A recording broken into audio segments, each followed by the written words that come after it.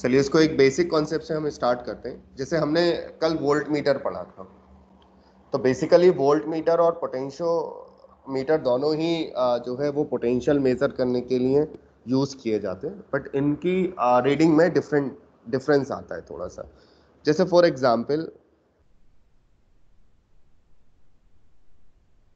If we want to major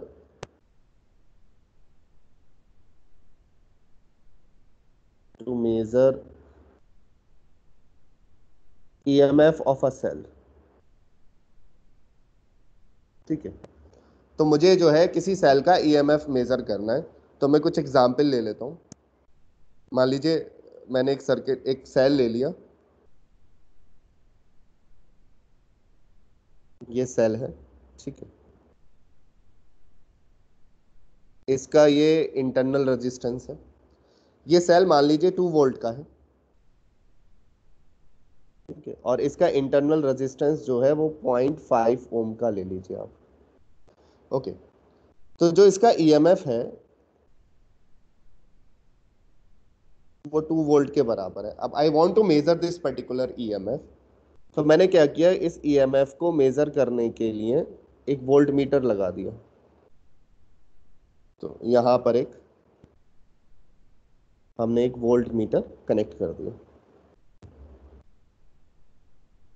अब हम ये जानते हैं कि वोल्ट मीटर का भी अपना रेजिस्टेंस होगा, ऐसा तो नहीं कि वोल्ट मीटर का अपना रेजिस्टेंस नहीं होगा। ये मान लीजिए ये वोल्ट मीटर हो गया। तो आपको ये बताना है कि इस वोल्ट मीटर की रीडिंग क्या होगी, ठीक है, क्या ये 2 वोल्ट के बराबर होगी या उससे कम होगी या उससे ज्यादा होगी, ठीक है। तो अगर हम कहें कि लेट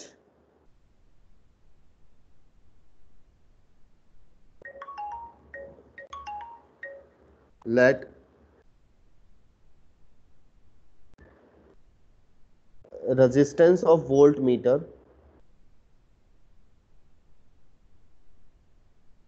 बी 1.5 ओम। हमने वोल्ट मीटर का रेजिस्टेंस जो है वो 1.5 ओम ले लिया।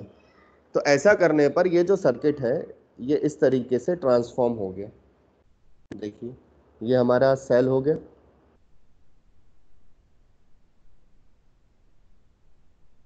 ये इंटरनल रेजिस्टेंस हो गया,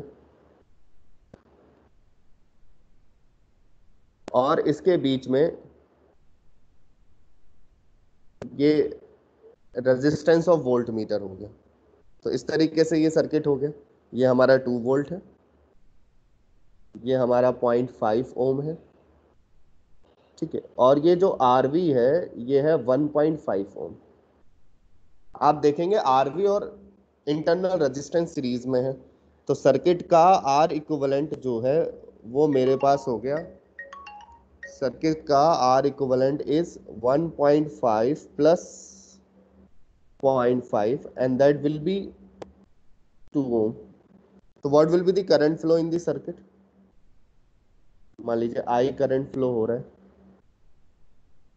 ठीक है, तो the current flow in the circuit is 2 volt divided by 2 ohm, that will be 1 ampere। 1 ampere current flow होगा। अब अगर मैं आपसे पूछूं कि ये जो दो टर्मिनल हैं ए और बी, ठीक है, और ये सी एंड डी, ये वोल्ट मीटर के टर्मिनल है। अच्छा, ये जो कनेक्टिंग वायर है इनका रेजिस्टेंस होता ही नहीं, ये हम पहले ही डिस्कस कर चुके हैं। इन कनेक्टिंग वायर का कोई भी रेजिस्टेंस नहीं होता, having no resistance, having no resistance, इसका कोई रेजिस्टेंस नहीं होता, कनेक्टिंग वायर्स का कोई भी रेजिस्टेंस नहीं होता। ओके, तो आप बताएंगे, आप बता सकते हैं कि जो पोटेंशियल ए बी के बीच में होगा वही पोटेंशियल जो है वो किसके बीच में हो जाएगा, सी डी के बीच में हो जाएगा, क्योंकि वो पैरेलल कॉम्बिनेशन है। तो potential across A B is equal to potential across C D. और potential across CD will be the reading of voltmeter. Potential across CD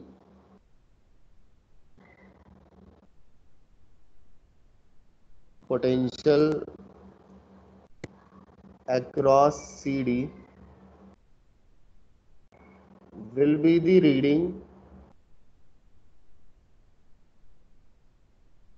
reading of voltmeter.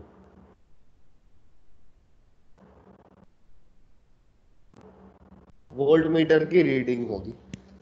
तो अब चलिए ए बी के बीच में पोटेंशियल हम निकालते हैं, पोटेंशियल डिफरेंस। तो यहाँ पर हम ए बी के अक्रॉस किरचॉफ लगा देते हैं। ए पर पोटेंशियल वी ए ले लेते हैं और बी पे पोटेंशियल वी बी ले लेते हैं। तो हम अगर applying Kirchhoff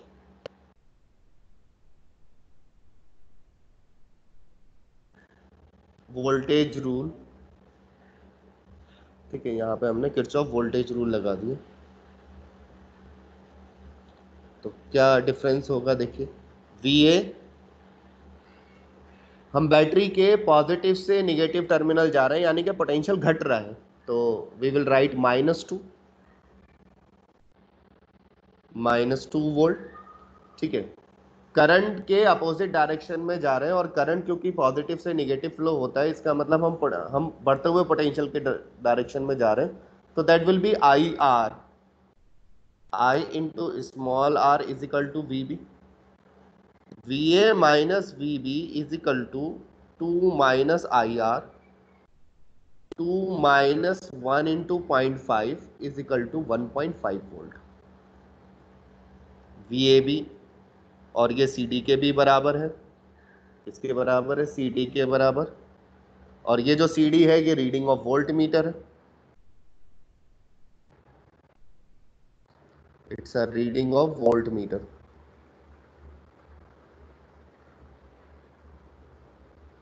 reading of volt meter, volt meter है।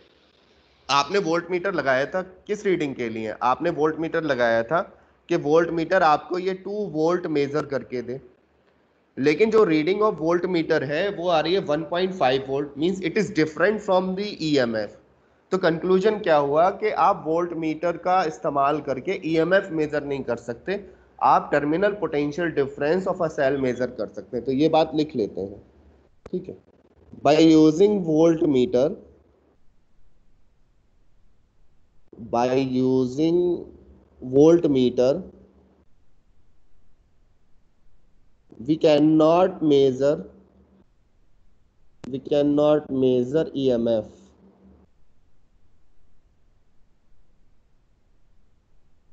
of a cell. The reading of the voltmeter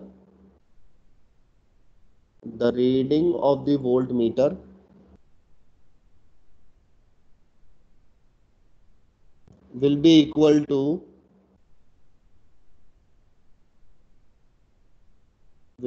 equal to the terminal potential difference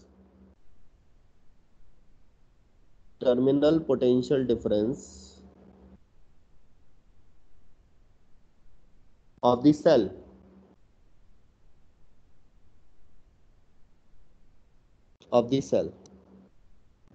यानी कि वोल्ट मीटर का इस्तेमाल करके आप V मेजर कर सकते हैं, आप E मेजर नहीं कर सकते, क्योंकि when you connect a volt meter तो जो सर्किट है वो आपका क्लोज सर्किट बन जाएगा और उसमें करंट फ्लो होना स्टार्ट हो जाएगा, जिसकी वजह से जो वोल्ट मीटर की रीडिंग है वो टर्मिनल पोटेंशियल देगी, ईएमएफ नहीं देगी। तो अब क्वेश्चन अराइज होता है, क्या कोई ऐसा डिवाइस पॉसिबल है जो आपको सेल का ईएमएफ मेजर करके दे? और सेल का ईएमएफ आप जब भी मेजर कर सकते हैं, मान लो अगर मैं चाहता हूं कि ये VE के बराबर हो जाए, तो VE के बराबर जब होगा जब करंट इन दी सर्किट जो है वो 0 हो जाए, यानी कि सर्किट जो है वो क्या हो जाए, ओपन सर्किट बन जाए। सर्किट जो है वो क्या बन जाए, ओपन सर्किट बन जाए, तभी जो V है वो बेसिकली ईएमएफ के बराबर होगा। तो वोल्ट मीटर लगा के तो कभी जो है वो सर्किट ओपन सर्किट नहीं बन सकता, वो हमेशा क्लोज सर्किट ही बनेगा, क्योंकि जैसे ही आप वोल्ट मीटर कनेक्ट करेंगे करंट फ्लो होना स्टार्ट हो जाएगा, और जिसकी वजह से रीडिंग ऑफ वोल्ट मीटर जो है वो टर्मिनल पोटेंशियल डिफरेंस के बराबर होगी रादर देन ईएमएफ। तो पोटेंशियोमीटर जो हमारा नेक्स्ट टॉपिक है वो एक ऐसा डिवाइस है जो कि आपको एक्चुअल में सेल का ईएमएफ मेजर करके देगा, क्योंकि वो सेल सर्किट को एक ओपन सर्किट में मेंटेन कर पाता है। ठीक है, तो अब हेडिंग लिखिए potentiometer. Write down the heading potentiometer.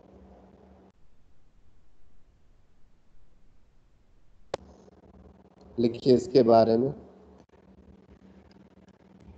When we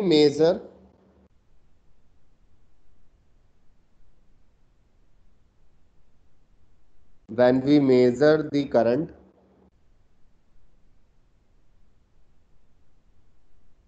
or potential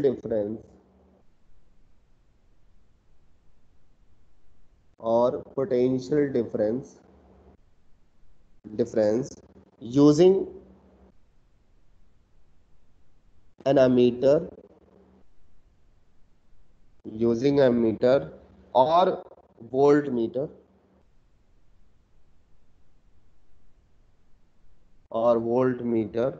we do not get exact value. We do not get exact value because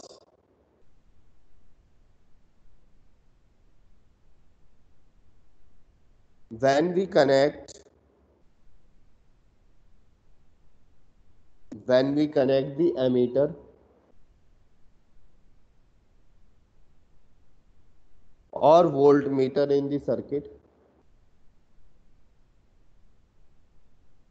or voltmeter in a circuit, it disturbs the original circuit. It disturbs the original circuit. It disturbs the original circuit. Okay. But potentiometer is an instrument. Is an instrument that can measure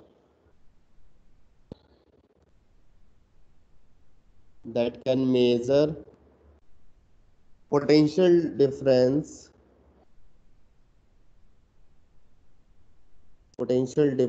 accurately.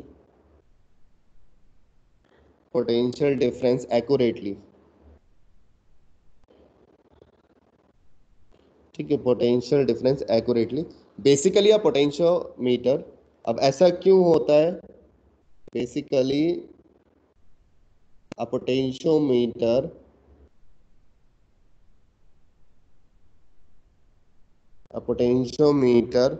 does not draw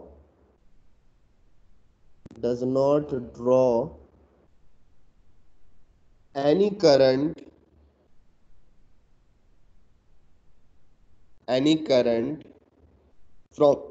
from the original circuit, यानी कि जो cell circuit है उसमें से कोई current draw नहीं करेगा, and hence does not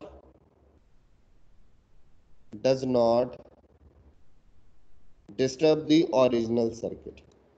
ठीक है, तो ये जो पार्ट है ये आपको बता रहा है कि हम पोटेंशियोमीटर क्यों यूज करें इन प्लेस ऑफ वोल्टमीटर। ठीक है, इससे तो आपको ये क्लियर हो गया, डिस्टर्ब द ओरिजिनल सर्किट। और ये इस क्वेश्चन का भी आंसर हो गया कि अगर आपसे पूछा जाए कि हम वोल्ट मीटर का इस्तेमाल करके ईएमएफ मेजर क्यों नहीं कर सकते, तो इसमें आप ये आंसर लिख सकते हैं कि वोल्ट मीटर जो है वो ओरिजिनल सर्किट को डिस्टर्ब कर देता है, इसलिए वो ईएमएफ मेजर नहीं करेगा, वो टर्मिनल पोटेंशियल डिफरेंस मेजर करेगा। ठीक है, चलिए now construction and diagram of A potentiometer. Next slide.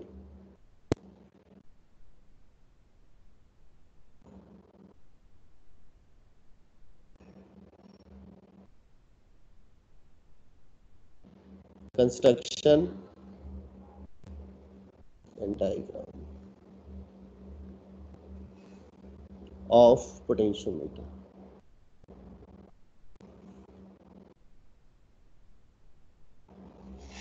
ठीक है, डायग्राम में हम दो तरीके के डायग्राम डिस्कस करेंगे पोटेंशियोमीटर के। एक तो जो कॉन्सेप्ट को समझने के लिए या न्यूमेरिकल को सॉल्व करने के लिए हम यूज करेंगे। एक डायग्राम हम बनाएंगे जो आपकी बुक में दे रखा है। ठीक है, तो आपको एग्जाम में दोनों ही डायग्राम बनाने होते हैं। ठीक है, अगर आप समझना चाहते हैं तो जो मैं पहला डायग्राम बनाऊंगा वो इजी है, उसके उसके बेसिस पे आप ज़्यादा बेटर अंडरस्टैंडिंग कर सकते हैं इसके कॉन्सेप्ट की। तो चलिए पहले डायग्राम बना लेते हैं।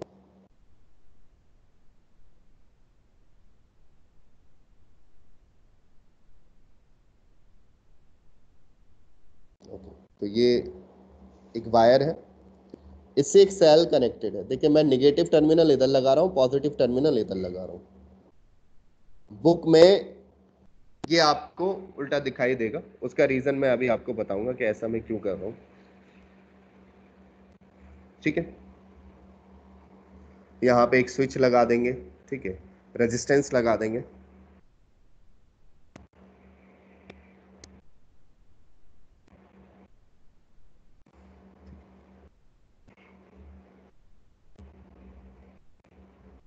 ये वेरिएबल रेजिस्टेंस है।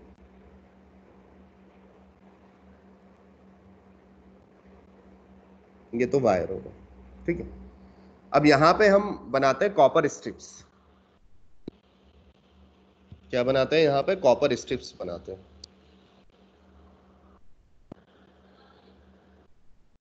ये जो मैंने थिक करके बनाई है ये कॉपर की स्ट्रिप्स है। These are copper strips. ठीक है, इसी तरीके से मैं यहाँ भी बना सकता हूँ कॉपर स्ट्रिप।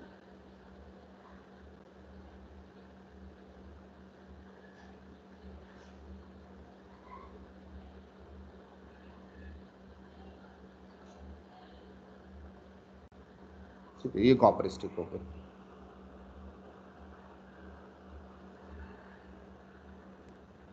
इस कॉपर स्ट्रिप से एक वायर कनेक्ट कर दिया जाता है। मान लीजिए मैं इससे एक वायर कनेक्ट करता हूँ, ये मैंने एक वायर कनेक्ट कर दिया। इस वायर को हम नाम देते हैं A B and it is known as potentiometer wire. ये ए बी हो गया, इट्स ए बी। तो मैं यहाँ पे पार्ट लिखता हूँ, ये है आपकी कॉपर स्ट्रिप्स।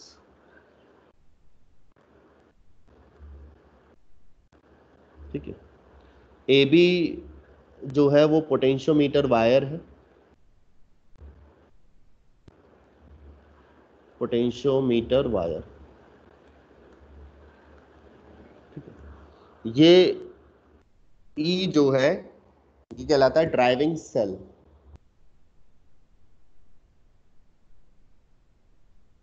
Driving cell. और यहां पर एक स्केल कनेक्टेड होता है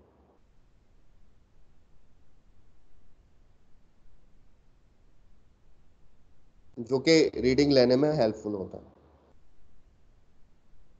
ये आपका स्केल होगा। ठीक है, तो यहाँ पर ये मार्किंग हो जाएगी स्केल की। नॉर्मल जैसा आपका मीटर स्केल होता है वही स्केल होता है यहाँ पर टू टेक द रीडिंग्स। इस तरीके से इस पे रीडिंग्स हो हम ले सकते हैं। तो ये हमारा स्केल हो गया। ओके, अब देखो इसको और सिंपल तरीके से अगर आप देखें तो ये एक सर्किट है। सर्किट कैसे है देखो, हमने अगर मैं इसका सर्किट डायग्राम बनाऊं तो इस तरीके का बनेगा इसका सर्किट डायग्राम।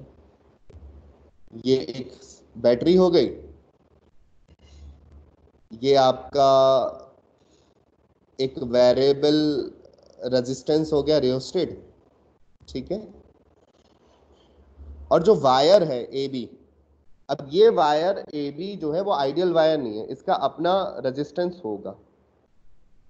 तो इस वायर की जगह में एक रेजिस्टेंस मार्क कर सकता हूँ, ठीक है। अगर मैं इनको मार्किंग दूं, ये तो मेरा वेरिएबल रेजिस्टेंस हो गया आर एच, ये हो गया resistance of wire A B, resistance of wire A B, ठीक है। ये ई हो गया, तो इसके अंदर करंट फ्लो होगा, करंट इस तरीके से फ्लो होगा ई, ठीक है। ये ई करंट फ्लो हो रहा है, वो आई करंट फ्लो हो रहा है। तो इस आई की जो वैल्यू होगी इस सर्किट में, वो simply capital E divided by R H plus R A B, simple circuit है, ठीक है। तो इसमें कोई दिक्कत नहीं होनी चाहिए। और अगर मैं आपसे पूछूं कि what is the potential drop across potentiometer wire A B, तो आप कैसे निकालोगे? V is equal to I R. तो अगर मैं कहूं what is the potential difference, what is the potential drop, what is the potential drop across the potentiometer wire, potentiometer wire, ठीक है। तो पोटेंशियोमीटर वायर पे जो पोटेंशियल ड्रॉप होगा वी ए बी, वो होगा आई जो करंट है into resistance of the wire A B. तो आई की वैल्यू है E upon R H plus R A B multiply by R A B, ये होगा। अंडरस्टैंड? चलिए इसको एग्जाम्पल से समझते हैं एक बार। स्लाइड चेंज कर रहा हूं। मान लो एक मैंने पोटेंशियोमीटर इस तरीके का ले लिया, ये पॉजिटिव टर्मिनल, ये नेगेटिव टर्मिनल, ठीक है। यहां पे वेरिएबल रेजिस्टेंस आर एच,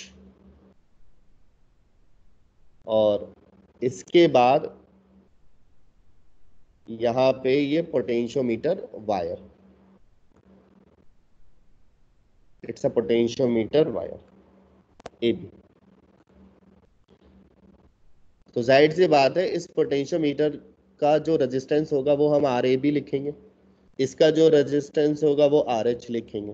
तो इनको मैं कुछ वैल्यूज दे देता हूं समझने के लिए। मान लो मैंने ई की वैल्यू दे दी आपको, लेट्स से 12 वोल्ट, 12 वोल्ट का है, ठीक है। और ये जो आर ए बी है ये आपका 4 ओम है, और ये जो आर एच है वो 2 ओम है। तो आप बताइए इसमें करंट कितना फ्लो होगा? बहुत सिंपल है, करंट आई निकालना। तो मैं करंट आई अगर कैलकुलेट करूंगा तो ये आएगा I is equal to E M F divided by R H plus R A B, simple calculation है, ठीक है। ये 12 वोल्ट है, ये आपका 2 है, ये 4 है, ठीक है। तो ये 2 एम्पियर आ गया। अगर मैं आपसे पूछूं what is the potential drop across R H, potential drop across R H, तो ये होगा I into resistance of R H, ये हो जाएगा 2 multiply by 2 that is 4 volt. यानी कि 12 वोल्ट में से 4 वोल्ट इसने अपने पास रख लिया। अब मेरी बात को समझिएगा, ठीक है। अच्छा, जो निगेटिव टर्मिनल है हम उसको कितना पोटेंशियल देते हैं? 0, और ये पॉजिटिव पोटेंशियल को हम देते हैं 12 वोल्ट। अब ये जो वायर्स है, ये वाले वायर्स, इनका रेजिस्टेंस कुछ नहीं होता है, यहां से यहां तक का कोई रेजिस्टेंस नहीं है, यानी कि निगेटिव टर्मिनल जो है वो बेसिकली ए पॉइंट से शॉर्ट सर्किट है। तो ए पर पोटेंशियल कितना होगा? 0 वोल्ट, ठीक है।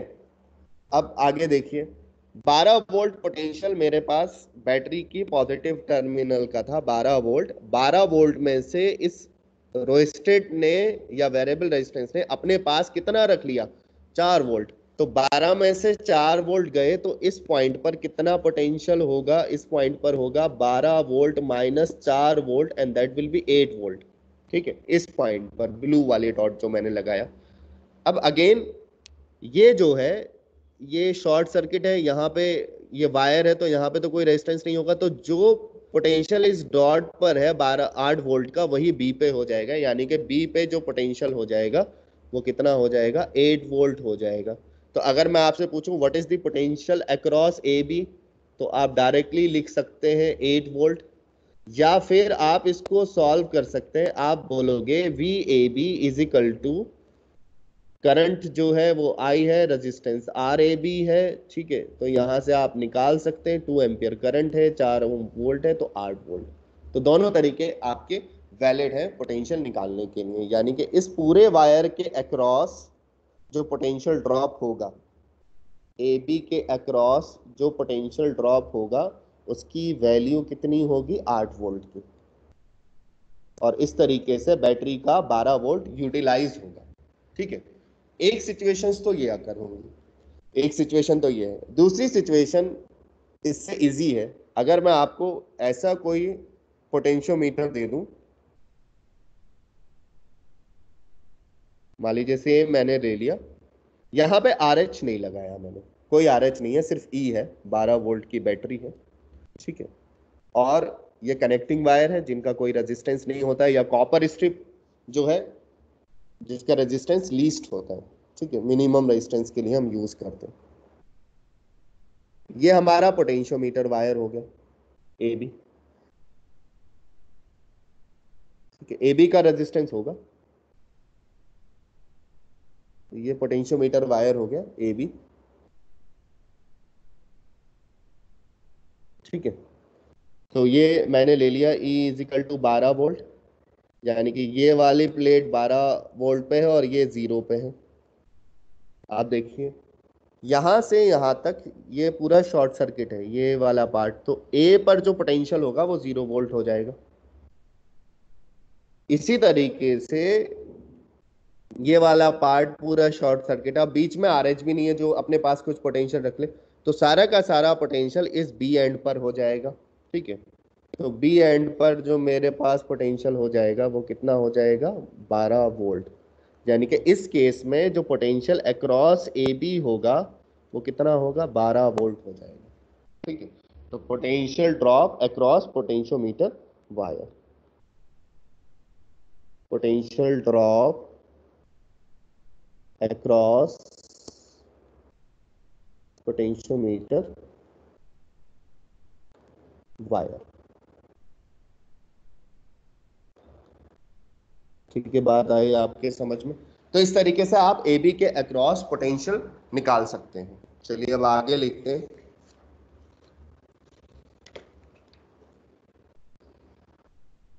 इसका दूसरा डायग्राम बना लेते हैं। अब दूसरा डायग्राम कैसा बनेगा, पहले दूसरा डायग्राम बना लेते हैं, फिर इसका कंस्ट्रक्शन लिखेंगे।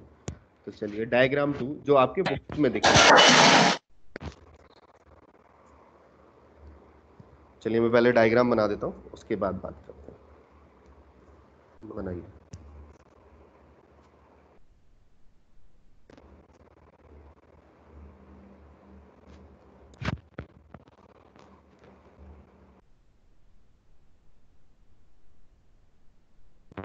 एक वायर ये बनाइए, एक वायर ये है,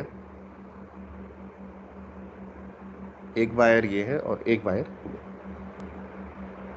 हमने 4 टुकड़े ले लिए वायर के और इसको कॉपर स्ट्रिप से कनेक्ट करना स्टार्ट किया, यानी कि एक कॉपर स्ट्रिप हमारी ये है, थिक कॉपर स्ट्रिप, ठीक है। ये कॉपर स्ट्रिप है हमारी पूरी। इसी तरीके से एक कॉपर स्ट्रिप ये है हमारी,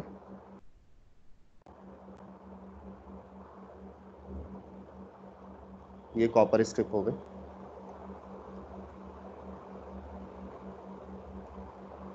कॉपर स्ट्रिप थिक होती है तो उसका रेजिस्टेंस, क्योंकि एरिया ऑफ क्रॉस सेक्शन ज्यादा हो गया स्ट्रिप का, वायर के मुकाबले area of cross section strip का ज्यादा होगा, इसलिए उसका रेजिस्टेंस कम हो जाता है। तो जब हम कैलकुलेशन करते हैं तो इन कनेक्शन का रेजिस्टेंस निगलेक्ट कर सकते हैं, ओके। अब ये वाला टर्मिनल और ये वाला टर्मिनल जो हमने वायर को नाम दिया था ए और बी वो दे देते हैं। तो ये हमारे पास ए टर्मिनल हो गया, ठीक है, ये बी हो गया। इसके बीच में आपने क्या कनेक्ट किया था, बैटरी कनेक्ट की थी।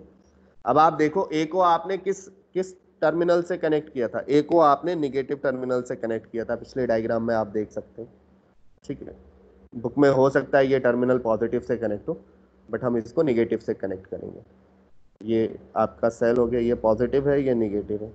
इसके बाद आपने यहाँ पर एक रेजिस्टेंस लगाया था और इसको बी से कनेक्ट कर दिया था, ये वेरिएबल रेजिस्टेंस आर एच हो गया, ठीक है।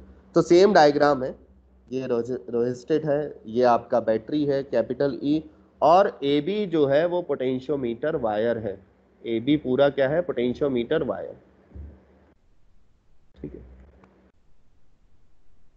Potentiometer wire, A B is potentiometer wire, और ये हमारी कॉपर स्ट्रिप्स,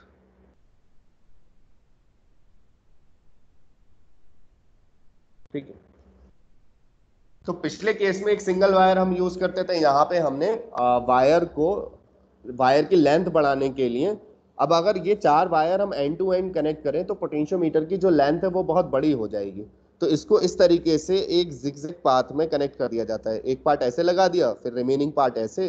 मान लो पिछले वाले प्रॉब्लम में अगर हम कहें कि 1 मीटर का वायर था, तो 1 मीटर के वायर से हम और बड़े वायर का पोटेंशियोमीटर बनाना चाहते हैं, तो 1 मीटर ऐसे लगा दिया, 1 मीटर ये लगा दिया, 1 मीटर ये वाला पार्ट लगा दिया, और 1 मीटर ये वाला पार्ट लगा दिया।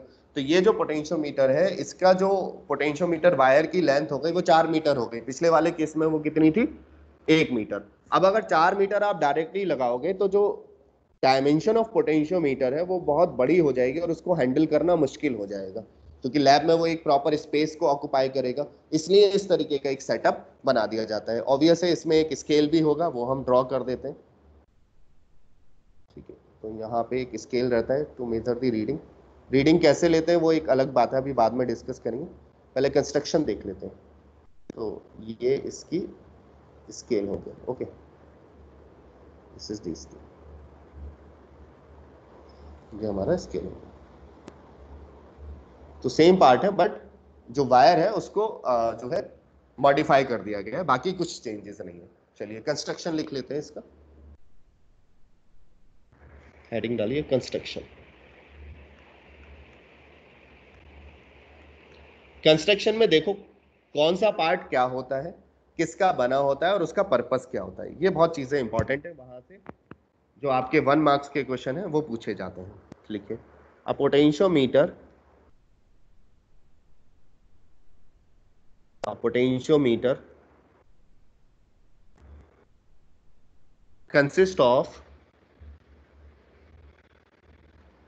consist of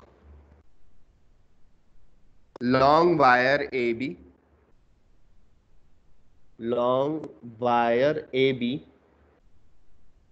of uniform cross section area. अब ये वर्ड बहुत इंपॉर्टेंट है, जो वायर है वो यूनिफॉर्म क्रॉस सेक्शन एरिया का होना चाहिए, यूनिफॉर्म क्रॉस सेक्शन एरिया, ये कंडीशन मस्ट है। तो मैं इसको अंडरलाइन कर देता हूँ, जो जो इंपॉर्टेंट है उसको अंडरलाइन करता चल रहा हूँ। यूनिफॉर्म क्रॉस सेक्शन एरिया, यानी कि जो वायर है वो आपका देखो इस तरीके से होना चाहिए। अब ये आप देख रहे हैं इसका यूनिफॉर्म क्रॉस सेक्शन एरिया है, ठीक है। वायर ऐसा नहीं होना चाहिए कि एक जगह तो एरिया ऑफ क्रॉस सेक्शन कम है और एक तरफ ज्यादा है, तो ये चीज गलत हो जाएगी, ठीक है। तो आपका जो वायर है वो एक यूनिफॉर्म क्रॉस सेक्शन एरिया का होना चाहिए, नॉन यूनिफॉर्म क्रॉस सेक्शन का एरिया का नहीं होना चाहिए। तो करेक्ट डायग्राम ऊपर वाला है, it should be of uniform cross section area, usually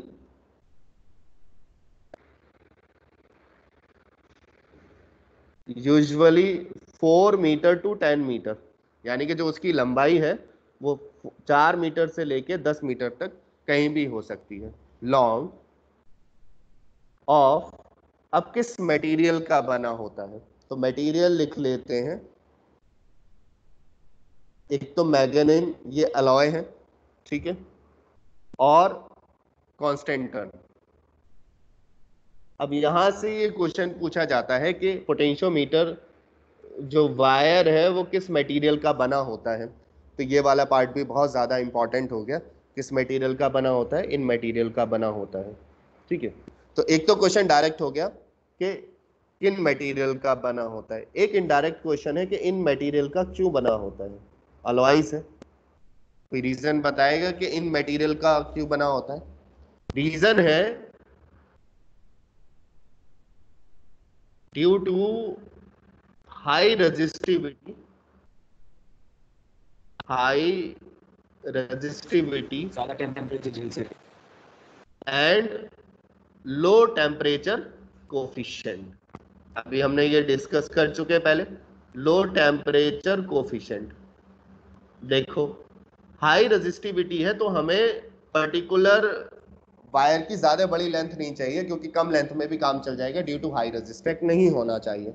मान लो अगर आपने एक एक्सपेरिमेंट परफॉर्म किया विंटर्स में जब टेम्परेचर कम था, और वही एक्सपेरिमेंट आप समर में रिपीट कर रहे हो, तो अगर इस वायर का रेजिस्टेंस, पोटेंशियोमीटर वायर का रेजिस्टेंस टेम्परेचर से वेरी करने लगेगा, तो आपकी जो रीडिंग है सेम जो ईएमएफ की रीडिंग है वो डिफरेंट हो जाएगी। विंटर में अलग हो जाएगी और समर में अलग हो जाएगी, क्योंकि टेम्परेचर के साथ वेरी कर जाएगा। ठीक है, बात आगे समझ में क्लियर है। इसीलिए हम ये मटेरियल यूज करते हैं। मैगेनाइन, कॉन्स्टेंटन, अलॉयज है। अलॉयज की क्या कैरेक्टरिस्टिक होती है इन मटेरियल की, कि इनकी रेजिस्टिविटी तो हाई होती है और इनका टेम्परेचर कोफिशिएंट लो होता है। टेम्परेचर कोफिशिएंट लो होने का मतलब कि इनका जो रेजिस्टेंस है R is equal to R not 1 plus alpha delta T. तो alpha is very small, is very small. तो जो वेरिएशन इन रेजिस्टेंस है, वेरिएशन इन रेजिस्टेंस, ठीक है, डेल्टा आर, यानी कि final resistance minus initial resistance जो वायर का था, वो वेरी स्मॉल होगा या नेग्लिजिबल होगा। वेरी स्मॉल और नेग्लिजिबल। ठीक है, तो ये फायदा हो जाता है हमें लो टेम्परेचर कोफिशिएंट से। ठीक है, स्लाइड चेंज कर दो। Are joined, are joined in series, यानी कि end to end by the copper strips, a meter scale is fixed parallel to the wire, parallel to the wires। ठीक है, तो कंस्ट्रक्शन हमने देख लिया। The ends A and B are connected to the battery. The ends A and B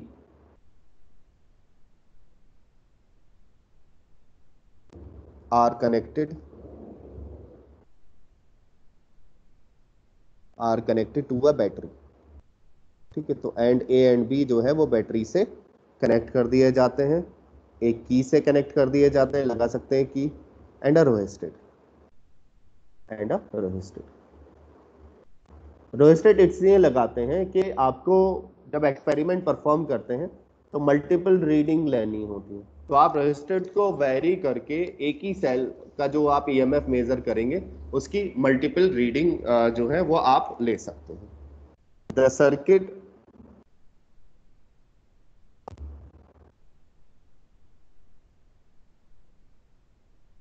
circuit ये जो circuit पूरा बना पोटेंशियोमीटर का is called driving circuit,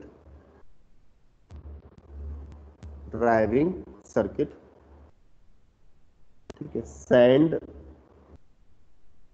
a constant current I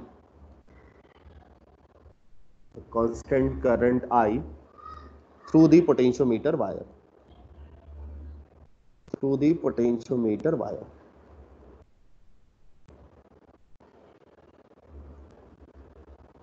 a potentiometer wire। ठीक है, चलिए नाउ प्रिंसिपल ऑफ पोटेंशियोमीटर। ठीक है, प्रिंसिपल ऑफ पोटेंशियोमीटर, ये काफी इंपॉर्टेंट है। Principle of potentiometer, very important.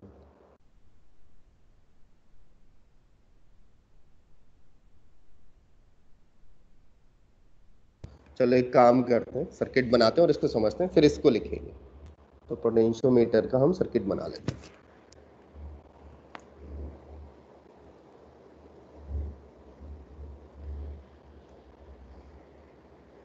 ये हमारा ड्राइविंग सेल हो गया, ये रोहिस्टेड हो गया, वेरिएबल रेजिस्टेंस, ठीक है। बाकी हमारी कॉपर स्ट्रिप्स हैं और कनेक्टिंग कॉपर स्ट्रिप्स। अब इसमें हम पोटेंशियोमीटर वायर लगा देते हैं। ये हमारा पोटेंशियोमीटर वायर हो गया ए बी। इसका अपने रेजिस्टेंस होगा, ये हम ऑलरेडी देख चुके हैं।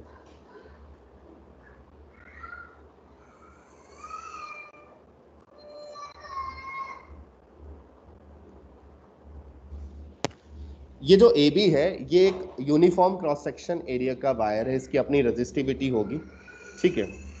तो अगर मैं रेजिस्टेंस ऑफ ए बी की बात करूं तो रेजिस्टेंस ऑफ ए बी होगा रो लेंथ डिवाइडेड बाय ए। तो रेजिस्टिविटी, जो भी इसकी रेजिस्टिविटी होगी वो तो फिक्स होगी, resistivity of potentiometer wire, potentiometer wire, ठीक है। लेंथ एल हो गया, लेंथ ऑफ पोटेंशियोमीटर वायर, ठीक है। अब ये आपकी 1 मीटर भी हो सकती है और कहां तक जा सकती है, 10 मीटर तक जा सकती है, ठीक है। तो 1 मीटर की हम ले लेते हैं 100 सेंटीमीटर हो गई मान लीजिए ये। और ए जो है uniform cross section area, uniform cross section area, ये बहुत इंपॉर्टेंट है कि इसका यूनिफॉर्म क्रॉस सेक्शन एरिया होना चाहिए, वेरिएबल क्रॉस सेक्शन एरिया नहीं होना चाहिए, अदरवाइज पोटेंशियोमीटर जो है वो वर्क नहीं करेगा प्रॉपरली। अच्छा, अगर मैं आपसे कहूं कि ये इसकी लेंथ हमने एल ले ली, ओके, ये सेल ई है और इस पोटेंशियोमीटर के अक्रॉस जो पोटेंशियल है वो V है, क्योंकि E तो होगा नहीं, क्योंकि कुछ पोटेंशियल जो है वो रेजिस्टेंस के अक्रॉस ड्रॉप हो जाएगा। तो मैंने कहा कि इसके अक्रॉस जो पोटेंशियल ड्रॉप है वो V है, इस वायर के अक्रॉस जो पोटेंशियल ड्रॉप है वो V है, ओके। अगर इस V को मैं इस लेंथ से डिवाइड कर दूं, ठीक है, तो एक टर्म निकलेगा जिसको हम बोलेंगे पोटेंशियल ग्रेडियंट। तो V is the potential drop, potential drop across potentiometer wire, potentiometer wire. और ये जो V है ये less than capital E B हो सकता है या फिर V is equal to E B बराबर हो सकता है इफ रेजिस्टेंस आपका 0 है, मींस जो रेजिस्टेंस ऑफ रेजिस्टेंस है वो 0 है। तो अगर इस V को मैं L से डिवाइड कर दूं तो वो जो टर्म निकलेगा उसको हम बोलते हैं पोटेंशियल ग्रेडियंट, ठीक है। तो हमने क्या किया कि K is equal to V by L, ठीक है। और ये जो K है ये कहलाता है पोटेंशियल ग्रेडियंट, ये कहलाता है potential gradient, known as potential gradient. यानी कि पोटेंशियल ड्रॉप अक्रॉस, K को कैसे डिफाइन करेंगे, पोटेंशियल ड्रॉप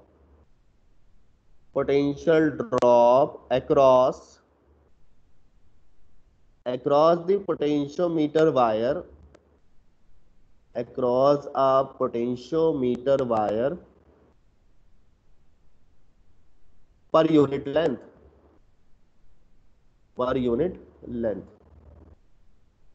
तो के की अगर हम यूनिट की बात करें तो इट्स वोल्ट पर सेंटीमीटर, अगर हम लेंथ सेंटीमीटर में ले रहे हैं तो देखो कैसे निकलेगा ये। अगर हम एक सर्किट से एग्जांपल से समझे, अभी जैसे हमने लिया था, मान लो जो हमने एग्जांपल लिया था पहले, एक 12 वोल्ट की बैटरी हमने ले ली थी, ठीक है, पॉजिटिव टर्मिनल नेगेटिव टर्मिनल।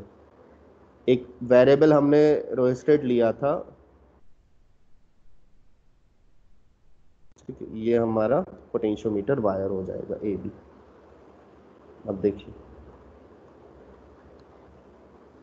ये ए बी हो गया, ये आर एच हो गया। आर एच का हमने जो रेजिस्टेंस लिया था वो लिया था 2 ओम, और इस आर ए बी का जो हमने रेजिस्टेंस लिया था वो था 4 ओम। बैटरी हमने ली थी 12 वोल्ट की। तो कैलकुलेशन से हमने देखा था कि इसके अक्रॉस जो पोटेंशियल ड्रॉप हो रहा था वो 4 वोल्ट का हो रहा था, ठीक है। और इस पोटेंशियोमीटर के अक्रॉस जो पोटेंशियल ड्रॉप हो रहा था, वायर के अक्रॉस जो पोटेंशियल ड्रॉप हो रहा था वो 8 वोल्ट का हो रहा था।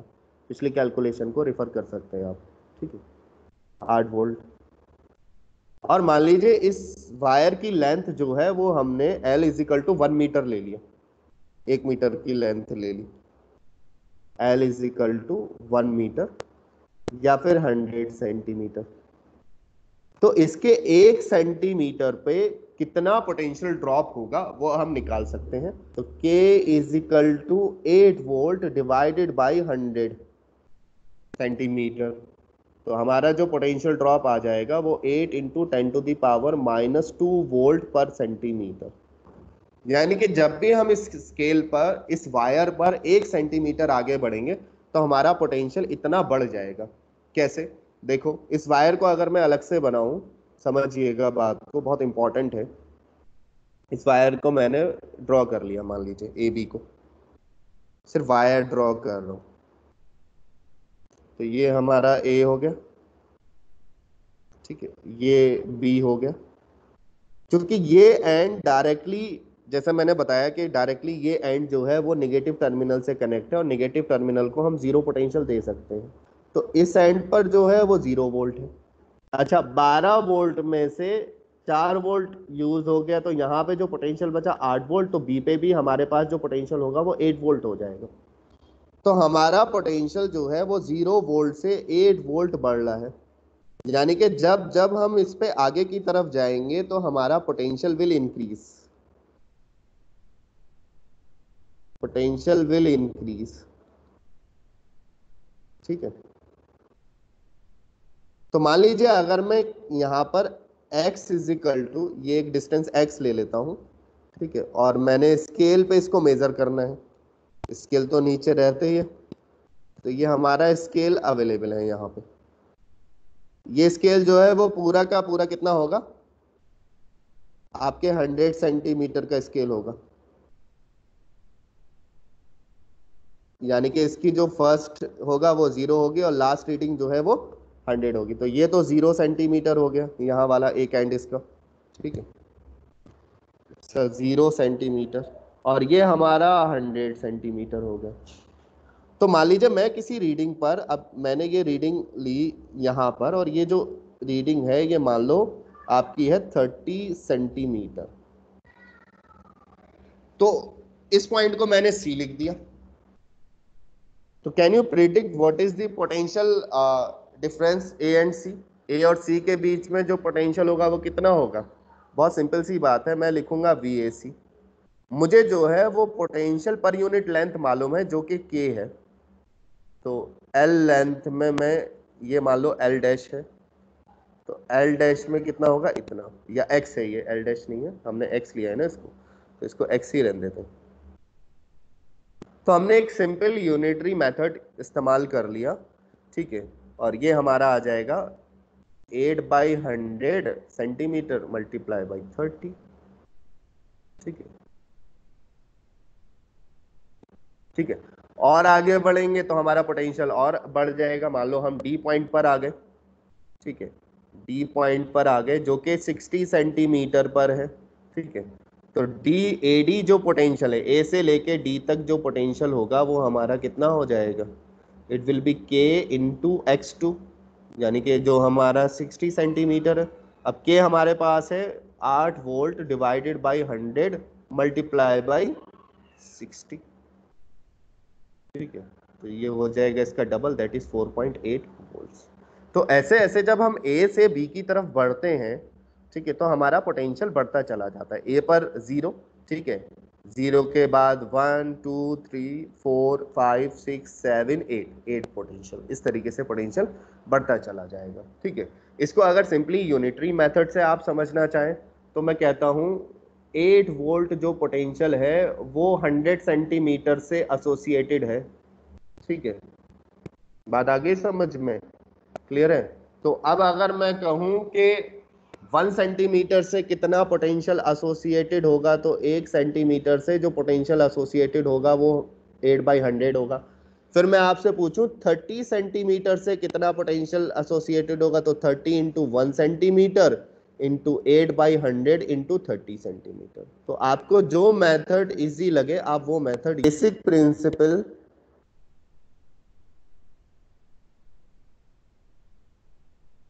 the basic principle of a potentiometer,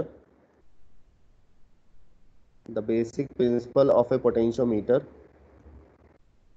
is that when a constant current flow through a wire of uniform cross section area, uniform cross section area, ठीक है, uniform cross section area and composition. अब ये composition क्या है? ऐसा नहीं है कि आधा वायर किसी और मटेरियल का बना हुआ है और आधा वायर किसी और मटेरियल का बना हुआ है। उस केस में दोनों मटेरियल की रेजिस्टिविटी डिफरेंट हो जाएगी, रेजिस्टेंस डिफरेंट हो जाएगा। तो यूनिफॉर्म क्रॉस सेक्शन एरिया होना चाहिए और यूनिफॉर्म क्रॉस कंपोजिशन होना चाहिए। इस तरीके की सिनेरियो नहीं होना चाहिए कि मान लो मैंने जो है, अभी मैं आपको ड्रॉ करके दिखाता हूँ, एक वायर ये ले लिया और इससे आगे मैंने एक दूसरे मटेरियल का वायर जो है वो कनेक्ट कर दिया। तो ऐसे वायर जो है वो नहीं होना चाहिए, यूनिफॉर्म क्रॉस सेक्शन का होना चाहिए। यानी कि एक तो मैंने ले लिया, एक मैगनाइन का ले लिया, एक कॉन्स्टेंटेंट का ले लिया, तो ये जो है ये गलत है, ये रॉन्ग है। ये यूनिफॉर्म क्रॉस सेक्शन एरिया का होना चाहिए और कंपोजिशन का होना चाहिए। Okay, composition, the potential drop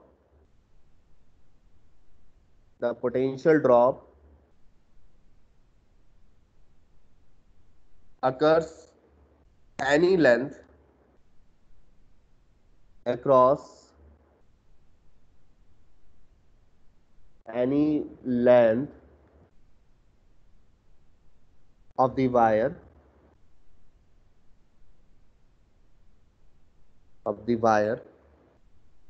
is directly proportional to that length, is directly proportional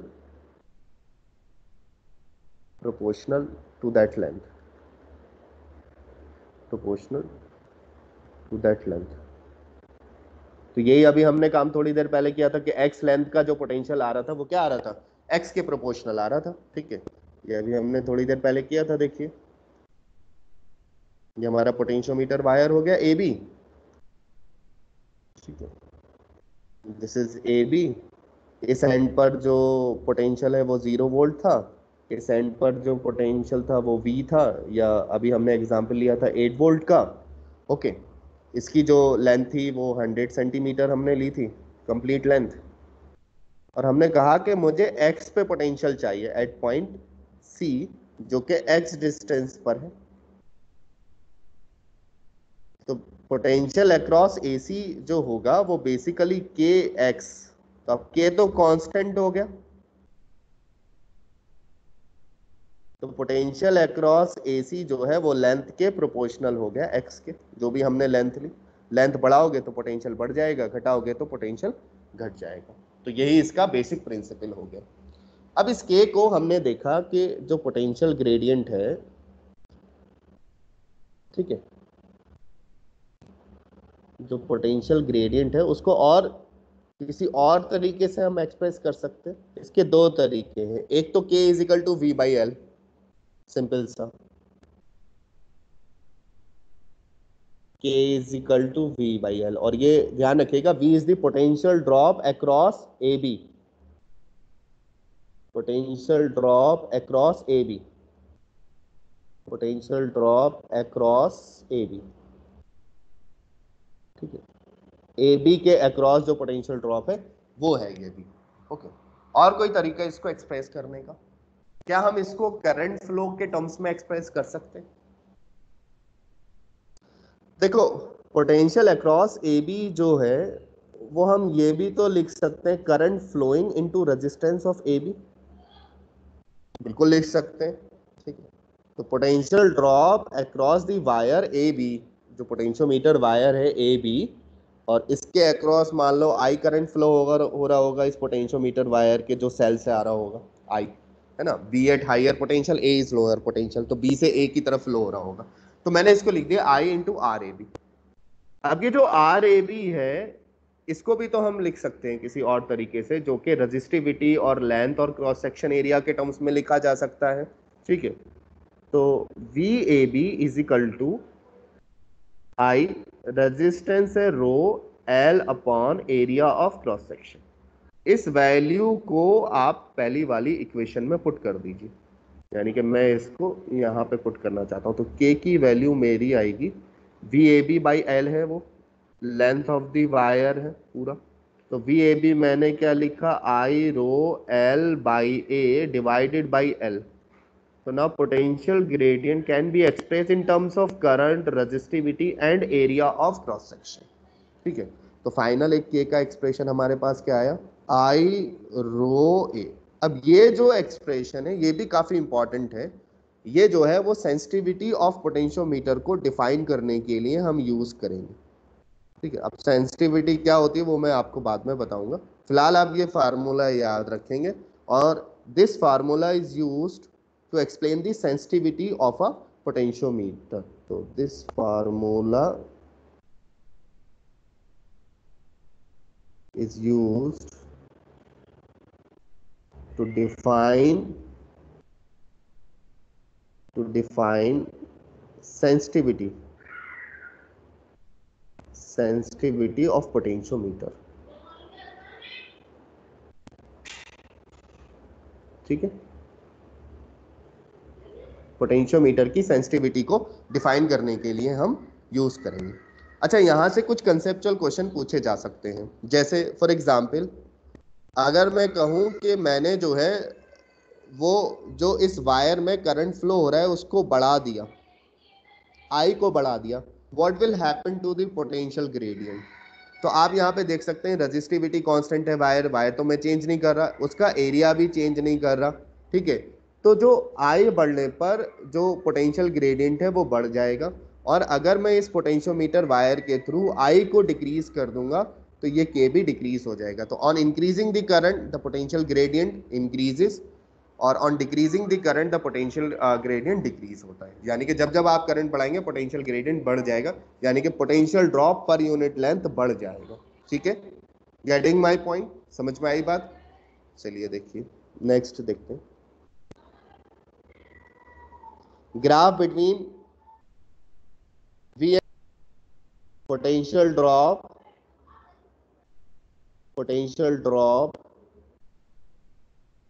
across potentiometer wire AB,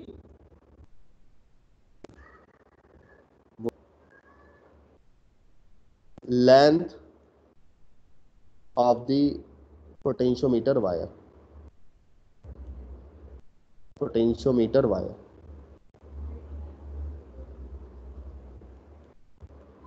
ठीक है।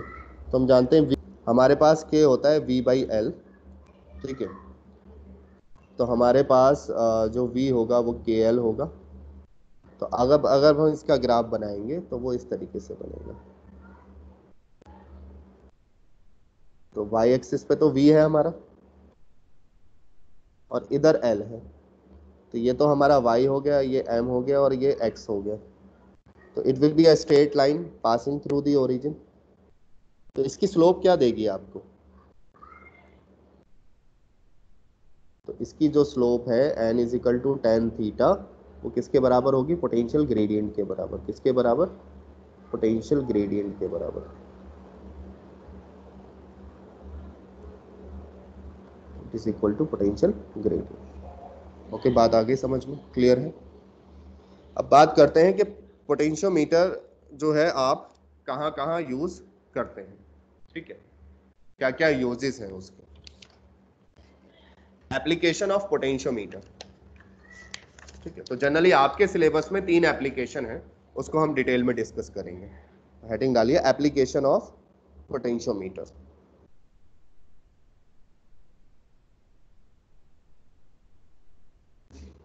Application of potentiometer. इसमें से एक डेरिवेशन आपके एग्जाम में पूछा जाता है, तो पहले लिख लेते हैं, फिर उनका हम डेरिवेशन करना स्टार्ट करेंगे, क्योंकि डिटरमाइन कैसे किया जाएगा। तो सबसे पहला है to measure the EMF of a cell. To measure the EMF of a cell, किसी सेल का ईएमएफ मेजर। अभी हमने देखा था ना कि वोल्ट मीटर की मदद से हम ईएमएफ मेजर नहीं कर सकते, बट पोटेंशियोमीटर की मदद से हम जो है वो ईएमएफ मेजर कर सकते हैं। दूसरा है to compare the EMF of two cells. To compare the EMF of two cells, किन्हीं दो सेल्स का हम ईएमएफ कंपेयर करना चाहते हैं। और तीसरा है हमारे पास to determine the internal resistance. To determine the internal resistance of a cell, किसी सेल का हम इंटरनल रेजिस्टेंस की वैल्यू डिटरमाइन करना चाहते हैं। And this part is very important, this is very important. ठीक है, क्लियर है? चलिए अब पहले एप्लीकेशन से स्टार्ट करते हैं। To measure the EMF of a cell.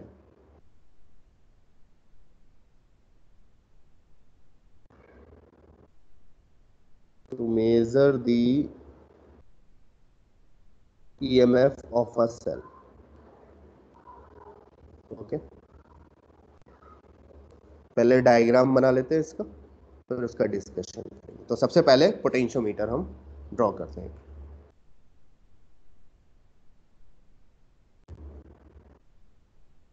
इसी तरीके का हमने बनाया था, ये रोस्टेड हो गया। ठीक है,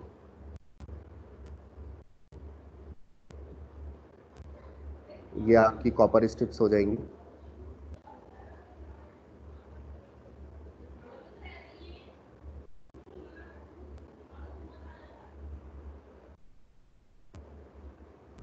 और यहाँ पे आपका एक potentiometer wire AB।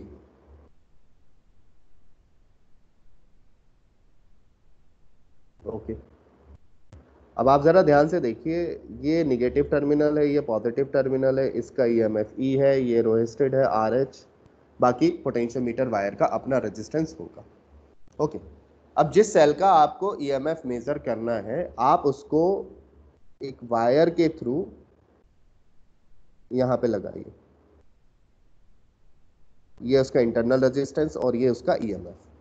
Okay, clear? ये गैल्वेनोमीटर है, ठीक है, और इससे कनेक्ट एक पॉइंटेड मेटालिक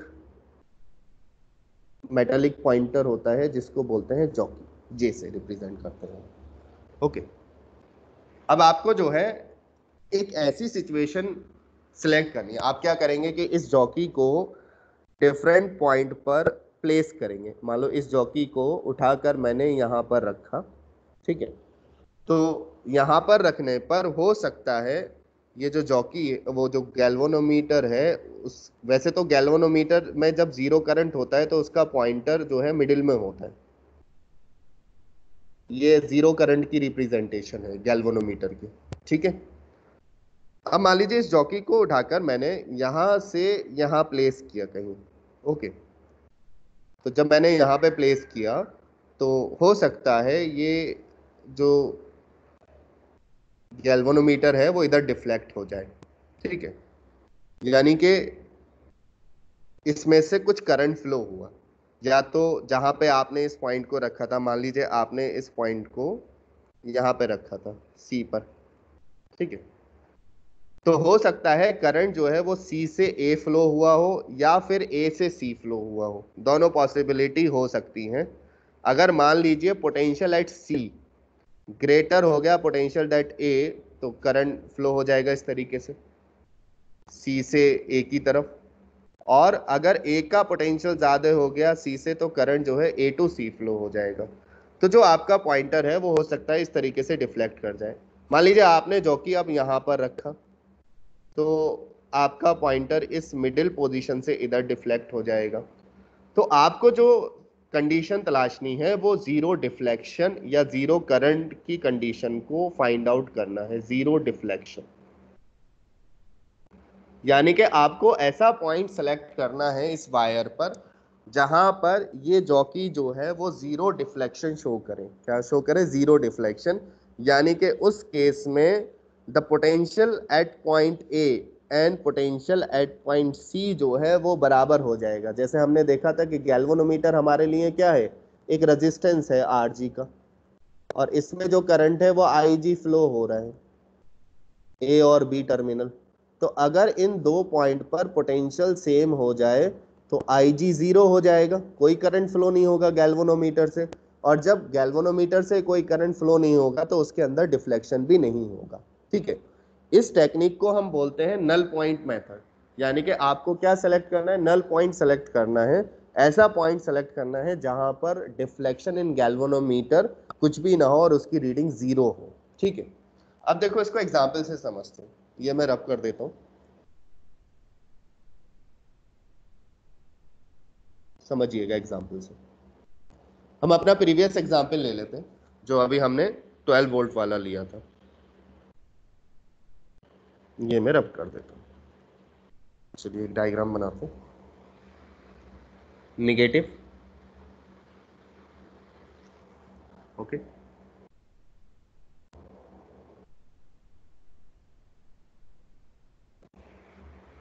ये हमारा रजिस्टेड हो गया and we have a potentiometer wire A B.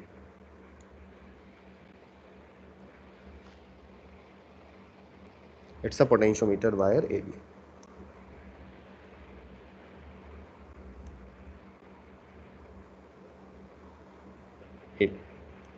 चलिए इसको वैल्यू अलॉट करते हैं। ये आपने 12 वोल्ट का ले लिया, नेगेटिव टर्मिनल पॉजिटिव टर्मिनल, ठीक है।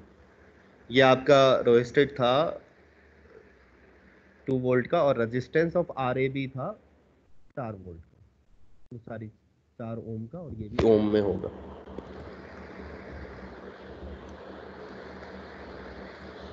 इट इज इन ओम। तो आपने देखा कि यहाँ पे जो पोटेंशियल था वो 0 वोल्ट था, और यहाँ पे जो पोटेंशियल था वो आ रहा था हमारा 8 वोल्ट, क्योंकि यहाँ पे पोटेंशियल 8 वोल्ट था, इसने अपने पास जो पोटेंशियल रखा था वो 4 वोल्ट यूटिलाइज कर लिया था। तो इसके अक्रॉस जो हमारा पोटेंशियल है वो 8 वोल्ट है, और इसका जो के है पोटेंशियल ग्रेडियंट वो 8/100 सेंटीमीटर, ठीक है, वोल्ट पर सेंटीमीटर। ये इसका पोटेंशियल ग्रेडियंट है। अब आप इससे एक सेल का ईएमएफ मेजर करना चाहते हैं। इस सेल की जो वैल्यू है वो है मान लीजिए 2.4 वोल्ट, ठीक है, और इसका इंटरनल रेजिस्टेंस है R is equal to 0.5 ohm. Okay, clear है? अंडरस्टैंड? तो चलो एक काम करते हैं, मुझे एक काम करके दिखाओ कि ये एक पॉइंट है, ये क्योंकि ए भी हम ले चुके हैं तो इस पॉइंट को सी ले लेते हैं, ठीक है। तो जरा ए से सी तक किरचॉफ लगाओ, ए से सी तक आप किरचॉफ लगाइए, ठीक है। Applying Kirchhoff,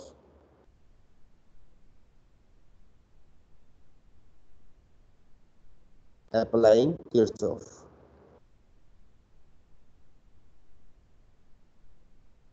voltage rule.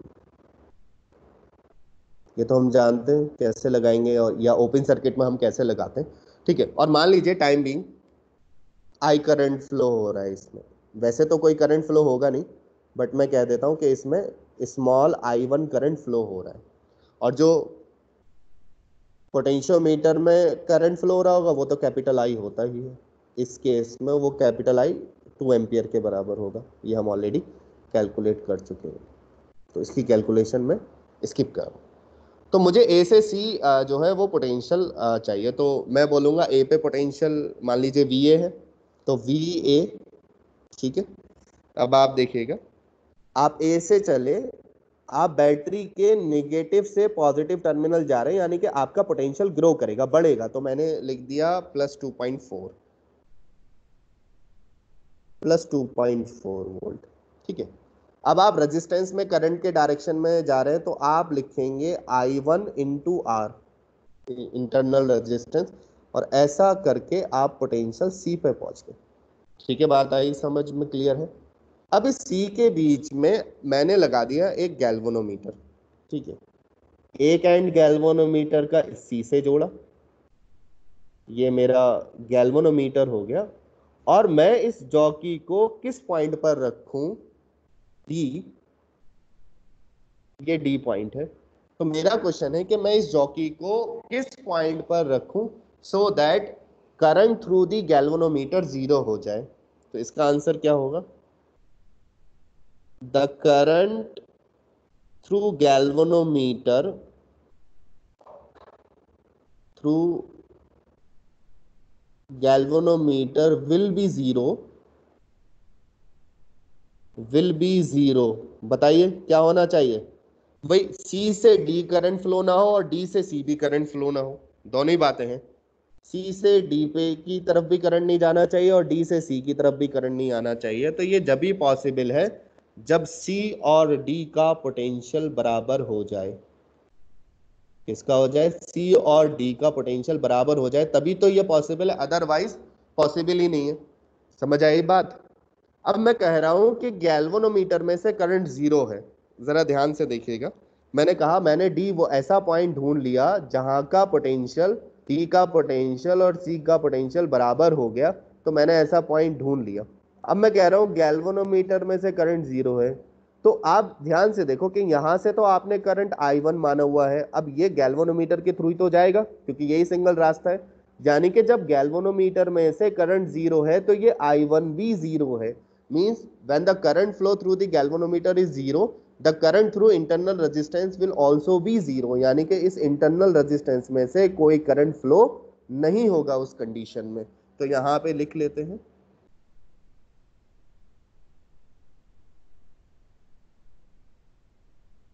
when current flow through the galvanometer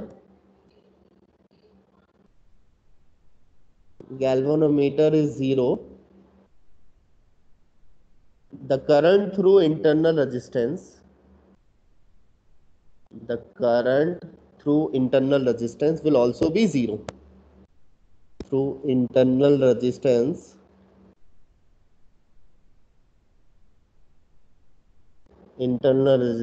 will also be 0,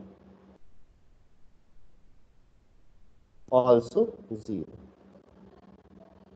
हाँ भाई, यहां तक बात समझ आई, क्लियर है। तो अब जरा इस इक्वेशन को देखते हैं, अगर इतनी बात समझ में आ गई तो आप इस इक्वेशन को देखो। अब हमारे पास ये जो इक्वेशन थी वो थी VA +2.4। अब ये जो है I1 0 हो गया, तो 0 into R is equal to VC, ठीक है। तो VA हमारे पास कितना है, 0। VA हमारे पास कितना है, 0, क्योंकि वो देखो निगेटिव टर्मिनल से कनेक्ट है, ये 0 हो गया। ये 2.4 हो गया, ठीक है, ये 0 हो गया और ये VC हो गया, यानी कि C पॉइंट पर जो पोटेंशियल है वो बेसिकली 2.4 वोल्ट के बराबर है, जो कि EMF ऑफ सेल है, ठीक है, क्लियर है। अब क्योंकि C पर पोटेंशियल जो है वो 2.4 वोल्ट है, तो D पर भी पोटेंशियल कितना होना चाहिए, 2.4, इस D पर पोटेंशियल कितना होना चाहिए, 2.4 वोल्ट। तो आप बता सकते हो कि ये जो लेंथ है X जो मैंने ली होगी वो कितनी होगी। Can you tell me what is the value of X, कि मैं A से जॉकी को कहाँ पे प्लेस करूं so that deflection through galvanometer जो है वो 0 हो जाए। तो मुझे लेंथ ऑफ AD निकालनी है, तो लेंथ AD जो है जो कि X के बराबर है वो कितनी होगी। तो मैं कॉन्सेप्ट यूज करूंगा कि जो AD के अक्रॉस पोटेंशियल है वो बेसिकली K इंटू एक्स होगा। ये 2.4 है, K की वैल्यू है 8 इंटू 10⁻⁻², और x, तो ये अभी हमने थोड़ी देर पहले किया था, तो x की वैल्यू कितनी आएगी, 30 सेंटीमीटर।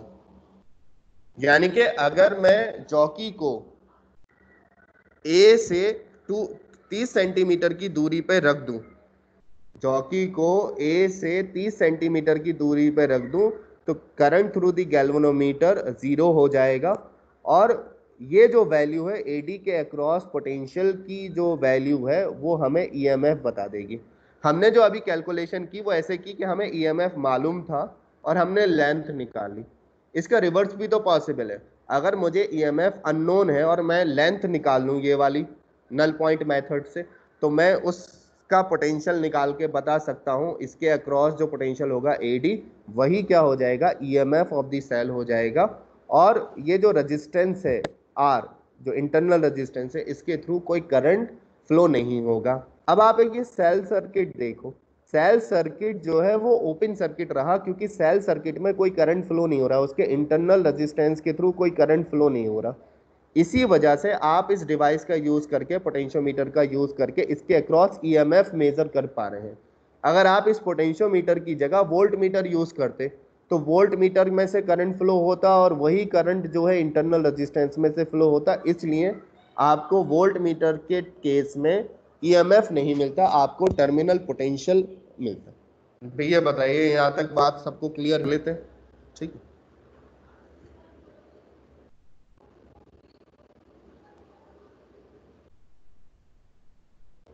तो हमारा था to measure the EMF of a cell,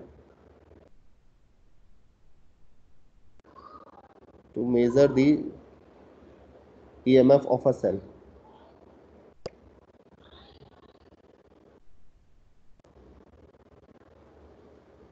Negative terminal, wasted,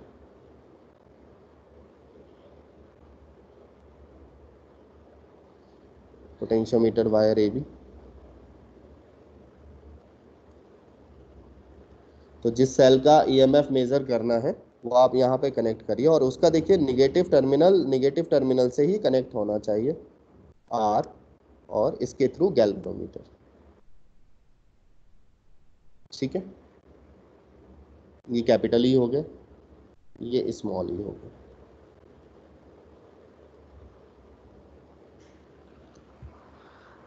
और मान लीजिए ये जो बैलेंसिंग लेंथ आया वो हमने X की जगह L1 ले लिया, या X ही ले लेते हैं, कोई दिक्कत नहीं है, ये X आया हमारे पास,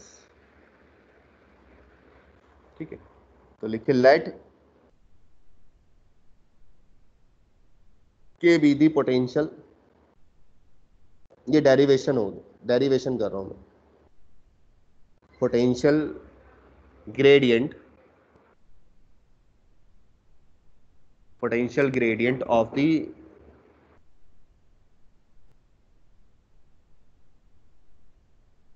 द पोटेंशियोमीटर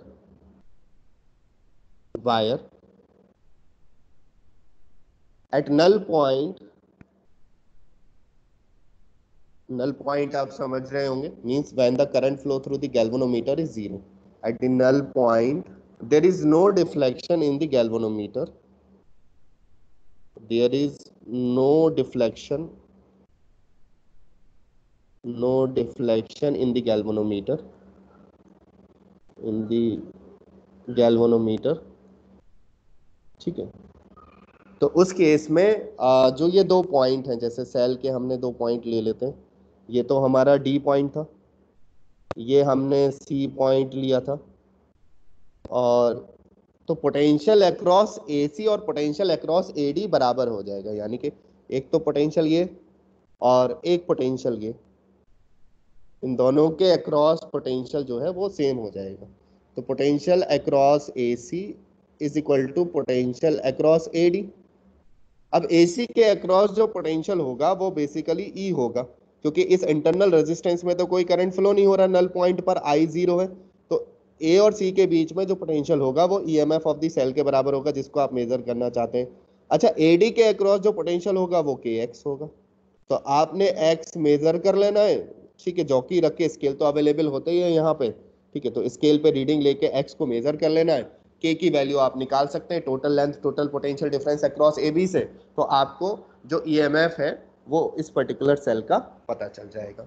ठीक है, अब इसमें आपको ध्यान क्या रखना है, दो तीन बातें हैं जो कि आपको ध्यान रखनी है। सबसे पहली बात, जो पहला इंपॉर्टेंट पॉइंट है, note, very important point, the potential drop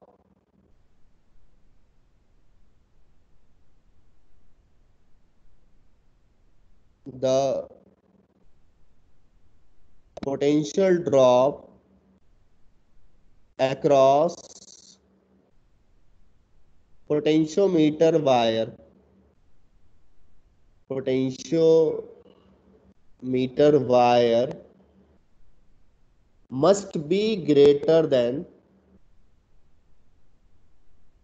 must be greater than,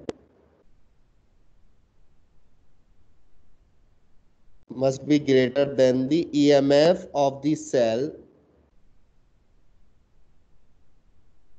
that we have to measure. We have to measure.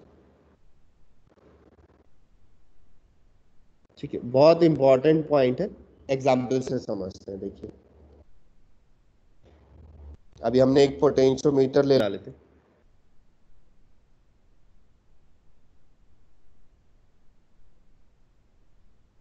Potentiometer wire AB। अब देखो समझना, ये AB हो गया, ये हमने 12 वोल्ट ले लिया। एग्जाम्पल मैं चेंज नहीं कर रहा हूँ, सेम एग्जाम्पल से आपको समझा रहा हूँ। 2 ओम था, RAB जो था वो मेरे पास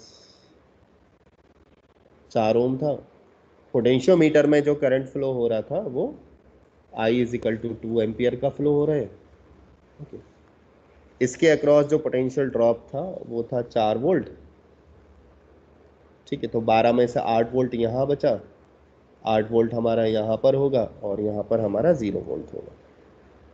ठीक है, तो यानी कि A से B अगर मैं जाऊंगा तो जो वेरिएशन ऑफ पोटेंशियल है वो 8 वोल्ट का है, इससे ज्यादा नहीं हो सकता। इससे कम तो पॉसिबल है, बट इससे ज्यादा पॉसिबल नहीं है। अब मान लीजिए मैं इससे एक सेल जो है वो उसका EMF डिटरमाइन करना चाहता हूं, और उस सेल का जो EMF है वो 10 वोल्ट है। ठीक है, ये इंटरनल रेजिस्टेंस हो गया, ये गैल्वेनोमीटर हो गया। अब बता सकते हो ये मैं जॉकी कहाँ पे प्लेस करूं सो दैट पोटेंशियल 10 वोल्ट हो जाए। तो अगर आप बी तक भी जॉकी को ले जाओगे, यानी कि आपने जॉकी पहले यहां रखा, तो मान लो 1 वोल्ट, 2 वोल्ट, 3 वोल्ट, 4 वोल्ट, 5, 6, 7, 8, तो आपको मैक्सिमम 8 वोल्ट ही तो बैलेंस हो सकता है इसके इसके पोटेंशियल से, बट आपका जो ये EMF है वो 10 वोल्ट है। तो ये सिचुएशन में आप जो है वो EMF मेजर नहीं कर सकते सेल का। You can not measure the EMF, you can not measure this EMF from using this potentiometer. तो आपको पोटेंशियोमीटर बदलना पड़ेगा या उसका पोटेंशियल ग्रेडियंट बदलना पड़ेगा, सो दैट आपका इसके अक्रॉस पोटेंशियल जो है, ये जो AB वायर है इसके अक्रॉस पोटेंशियल कम से कम 10 वोल्ट का हो जाए, तभी तो आप इस 10 वोल्ट को बैलेंस कर सकते हैं, अदरवाइज बैलेंस नहीं कर सकते। तो in this situation EMF can not be measure. in this situation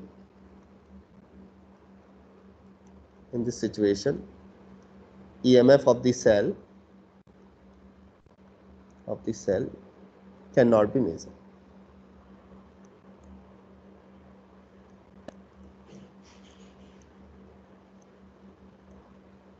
ठीक है, क्लियर है। दूसरा पॉइंट देखिए, दूसरा पॉइंट भी हम एग्जाम्पल से समझेंगे। सेकंड पॉइंट, नोट का सेकंड पॉइंट, आपने मान लीजिए सब कुछ ठीक ले लिया, लेकिन जो जिस सेल का आप ईएमएफ मेजर करना चाहते हैं उसकी पोलैरिटी रिवर्स कर दी। देखिए अगेन हमारे पास 12 वोल्ट की बैटरी है, रोस्टेड है हमारे पास, पोटेंशियोमीटर वायर है। हमने यहाँ पे एक गलती कर देंगे कि हम सेल्स को रिवर्स लगा देंगे जिस सेल का ईएमएफ हमें मेजर करना है।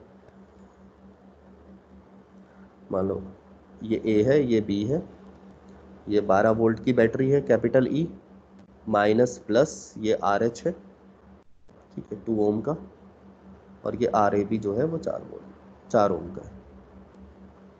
सब कुछ वही है, फटाफट वैल्यूज लिख लेते हैं। ठीक है, तो हमारे पास वैल्यूज है, ये हमारा 0 वोल्ट हो गया, ये वाला एंड जो है बी एंड पर 8 वोल्ट का पोटेंशियल होगा, यहाँ पे भी 8 वोल्ट का पोटेंशियल होगा, इसके अक्रॉस 4 वोल्ट यूटिलाइज हो जाएगा। ठीक है, अब मान लो मैं एक ईएमएफ है जो कि 2.4 वोल्ट का है, जो हमने पिछले एग्जाम्पल में लिया था, तो उसको मैंने ना इस तरीके से कनेक्ट कर दिया। इसका ईएमएफ 2.4 वोल्ट है, ये इसका इंटरनल रेजिस्टेंस है 0.5 ओम का, और इसके थ्रू एक गैल्वेनोमीटर और जॉकी के थ्रू मैं इसको कनेक्ट करूंगा। अब आप देखिए जो ए पॉइंट है, उस पॉइंट पर जो ड्राइविंग सेल है, ये वाला ड्राइविंग सेल, उसका तो निगेटिव टर्मिनल कनेक्ट है। ठीक है, और जिस सेल का आप ईएमएफ मेजर करना चाहते हैं उसका पॉजिटिव टर्मिनल कनेक्ट है। ठीक है, तो जाहिर सी बात है कि यहाँ पे अब पोटेंशियल जो है वो 0 वोल्ट नहीं रहने वाला है, क्योंकि आपने कनेक्ट कर दिया। तो क्या इस केस में आप बैलेंसिंग लेंथ डिटरमाइन कर सकते हैं, या ईएमएफ जो है वो सेल का डिटरमाइन कर सकते हैं? इस केस में भी हम जो है वो ईएमएफ ऑफ सेल डिटरमाइन नहीं कर सकते। रीजन है, देखो मान लो ये डी पॉइंट है, सपोज जैसे हमने लिया था ना, इसको डी पॉइंट ले लेते हैं, ये हमारा डी पॉइंट है और ये हमारा सी पॉइंट है। ठीक है, तो गैल्वेनोमीटर में से करंट फ्लो ना हो उसके लिए सी पे पोटेंशियल और डी पे पोटेंशियल बराबर होना चाहिए। ठीक है, डी पे पोटेंशियल और सी पे पोटेंशियल बराबर होना चाहिए। इस केस में जो हमारी पिछले केस में जो बैलेंसिंग लेंथ आ रही थी वो 30 सेंटीमीटर आ रही थी, तो चलो ये यहाँ से यहाँ तक 30 सेंटीमीटर हो गया। ठीक है, जरा पोटेंशियल निकालो, अगर हम किरचॉफ लगाएं, ठीक है, तो सी पॉइंट पर अगर हम पोटेंशियल निकालते हैं तो सी पॉइंट पर जो हमारे पास पोटेंशियल आएगा वी ए, बैटरी के आप पॉजिटिव से निगेटिव टर्मिनल जा रहे हैं तो -2.4 वोल्ट। ठीक है, और हम फिलहाल ये मान लेते हैं कि इस आर में से कोई करंट फ्लो नहीं हो रहा, क्योंकि हम ये मान के चल रहे हैं गैल्वेनोमीटर में से कोई करंट फ्लो नहीं हो रहा। फिर हम ये देखेंगे कि ये सिचुएशन हमारी गलत बैठेगी, जब हम इसको सॉल्व करके देखेंगे तो ये हमारे पास सी पे पोटेंशियल आ गया। ठीक है, इसी तरीके से एडी का जो पोटेंशियल निकालूंगा तो एडी का पोटेंशियल आएगा वी ए। ठीक है, इसके अक्रॉस जो पोटेंशियल ड्रॉप होगा V A minus V D, V D minus V A जो आएगा मेरे पास पोटेंशियल,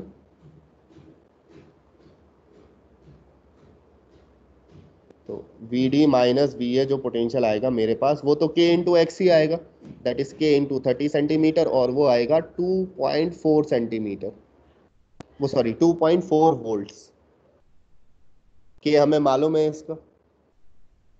ठीक है, के की वैल्यू कितनी है, 8/100 वोल्ट पर सेंटीमीटर। तो जो एक तो निगेटिव आ रहा है पोटेंशियल और एक पॉजिटिव आ रहा है, तो क्या ये बैलेंस हो सकता है? नहीं हो सकता।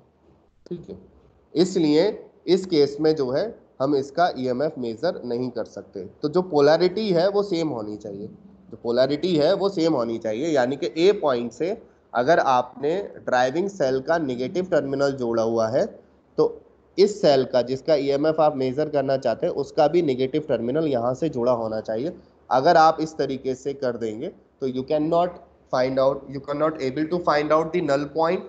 ठीक है, और आप ईएमएफ मेजर नहीं कर पाएंगे। ठीक है, तीसरा point which is also important,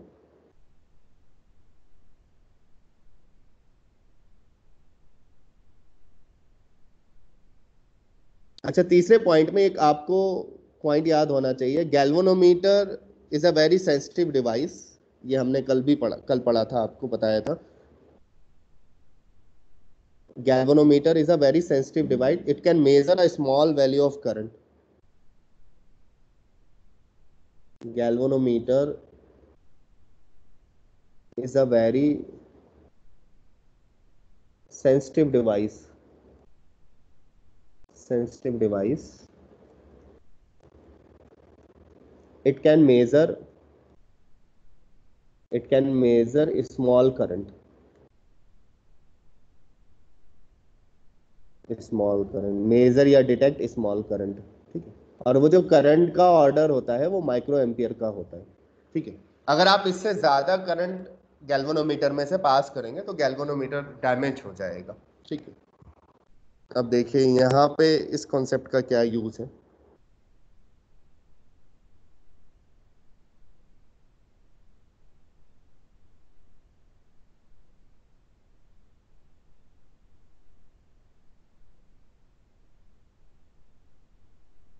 potentiometer wire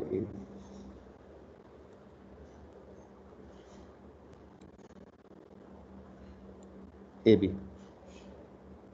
ठीक है, आर एच